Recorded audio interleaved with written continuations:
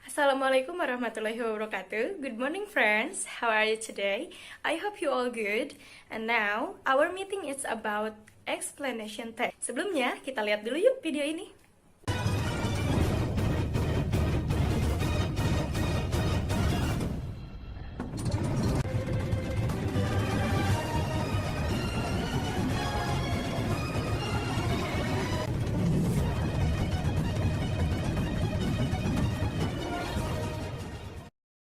Nah, jika dilihat dari video sebelumnya, itu video tentang apa sih? Ataukah tentang sebuah kejadian, atau tentang informasi, atau bahkan tentang penyebab dan akibat? Ada yang tahu? Ya, betul. Itu video tentang gempa. Ya, gempa bumi ini termasuk ke dalam sebuah kejadian atau peristiwa yang terjadi di alam bumi ini. Contohnya seperti teks deskriptif, teks naratif, dan seperti yang sekarang kita pelajari yaitu explanation text. Explanation text is non-fiction that is used to describe how and why the things happen. It usually includes sequence of events, explaining how, and provides reason for a process of phenomenon atau why. Teks eksplanasi adalah teks yang digunakan untuk menggambarkan sebuah kejadian yang biasanya mencangkup urutan peristiwa seperti bagaimana dan mengapa peristiwa itu terjadi. Jadi, paragraf pertama ini ngomongin tentang si gempa bumi ini datangnya tiba-tiba tanpa ada peringatan dulu seperti yang disebutkan di sini. Strike without any prior warning. Jadi emang nggak ada peringatan sama sekali akan terjadinya gempa. Ini disebut juga opening statement atau general statement. Kenapa? Karena pertama memberikan kita penjelasan untuk membuka topik, membuka bahasan yang akan kita bahas selanjutnya gitu. Untuk paragraf kedua, itu menandakan bagaimana proses terjadinya gempa, terus bagaimana efek dari gempa itu sendiri. Jadi yang saya tandai warna hijau ini adalah proses how and why sebuah gempa itu terjadi. Di sini disebutkan terjadinya gempa itu karena ada getaran yang ada di kerak bumi gitu, yang sangat kuat sehingga menghasilkan getaran-getaran yang terasa oleh manusia di bumi ini. Lalu penanda hijau yang kedua itu menandakan adanya gempa yang besar. Large earthquake usually begin with slight tremors but rapidly take form of violent shock. Nah, ini itu bagian dari bagaimana gempa ini berefek. Jadi, teman-teman, bisa kita simpulkan garis yang kita tandai dengan warna hijau ini merupakan proses sequence of event yang dimana menjelaskan tentang how and why gempa ini terjadi. Kita lanjut ke paragraf yang terakhir.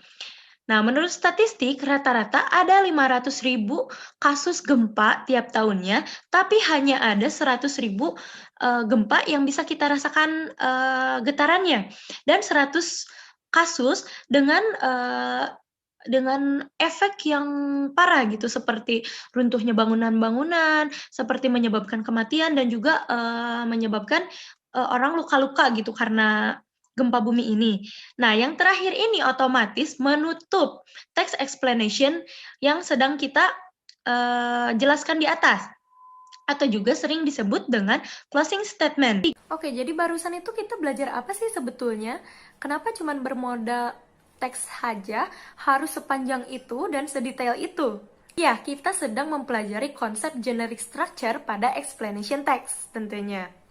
Generic structure yang terdapat dalam explanation text yang pertama harus ada judul yang tadi ditandai dengan warna biru. Yang kedua harus ada opening statement that identifies the process to be explained atau general statement. Yang tadi yang pertama kali membuka sebuah topik gitu. Jadi si earthquake ini membuka topik yang akan dibahas selanjutnya itu apa gitu. Itu adalah general statement. Yang ketiga, a clear order of paragraph that describe how and why atau sequence of event. Yang tadi yang ditandai sama warna hijau itu yang menjelaskan kenapa, bagaimana, dan mengapa itu masuknya ke dalam sequence of event. Dan yang terakhir, penutup itu masuknya ke closing. Terus kenapa sih dalam sebuah teks eksplanasi atau dalam teks-teks yang lain harus ada generic structure-nya? Apa sih pentingnya generic structure untuk keberlangsungan sebuah teks? Ada yang tahu? Karena Generic structure itu sebuah organisasi atau urutan rentetan aturan yang ada di dalam sebuah teks. Mau itu teks eksplanasi, mau itu teks deskriptif, teks naratif, semuanya punya generic structure-nya, namun mempunyai konsep yang berbeda-beda.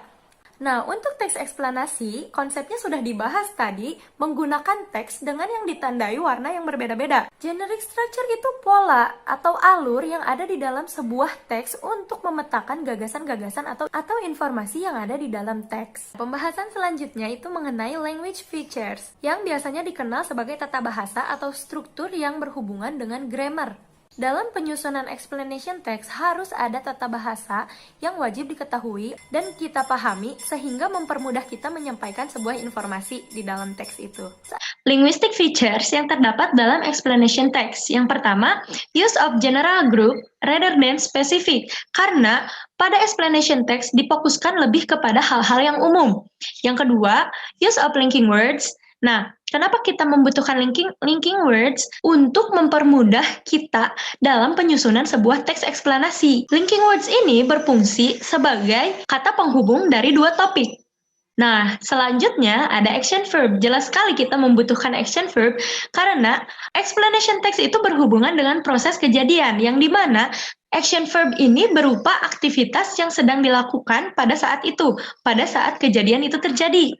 Dan explanation text ini menggunakan present tense karena menjelaskan sebuah fakta yang terjadi pada teks ini gitu. Selanjutnya, use of technical terms and language relevant to the subject.